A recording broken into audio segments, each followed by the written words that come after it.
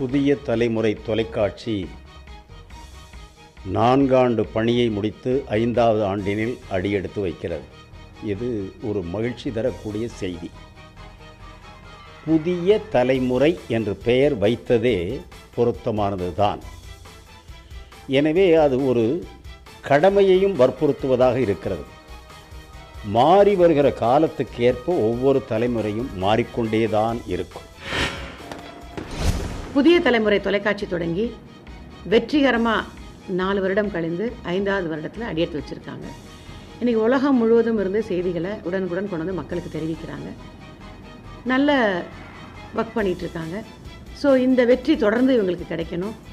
இன்னும் பல நல்ல செய்திகளை மக்கள்கிட்ட கொண்டு போய் சேர்க்கணும்னு எங்களுடைய மனமார்ந்த வாழ்த்துக்களை தெரிவிச்சுக்கிறேன். ஒரு விமர்சன பூர்வமாக உலகத்தை விமர்சிக்க முடியும், வாழ்க்கையை விமர்சிக்க முடியும், யாராக இருந்தாலும் அவர்களை விமர்சிக்க முடியும் என்கின்ற புதிய முறையை ஊடகத்திலே கடந்த 4 ஆண்டுகளாக மிகச்சிறப்பாக புதிய தலைமுறை செய்திருக்கிறது என்பதுதான் எங்களுடைய கருத்து. அது மேலும் வளர வேண்டும், ஜனநாயகத்தை முன்னெடுக்க வேண்டும்.